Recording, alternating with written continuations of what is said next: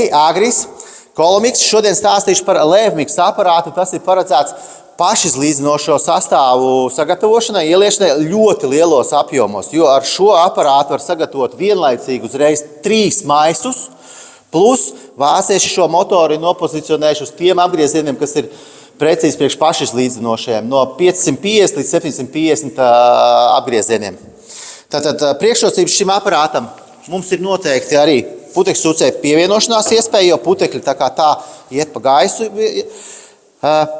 Iedozējam ūdeni, tiks vajadzīgs, ielējam 3 maisus iekšā, ieslēdzam uz maisīšanas režīmu, samaisās.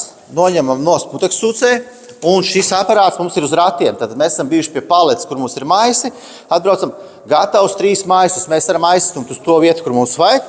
Priekšā mums ir smuks pedālīts, nospiežam pedālīti, un mēs varam mierīgi, lēnā garā izliet pašizlīdzinošo sastāvu tajā vietā, kur mums ir vajadzīgs. Paceļam atpakaļ aparātu, braucam atpakaļ pie saviem maisiem, uzpildām nākošo porciju. 3 maisi vienlaicīgi tīrīšana, elementāra vācieši. Viņš padomājuši pirmais zobiņš, izāķējam ārā stieni.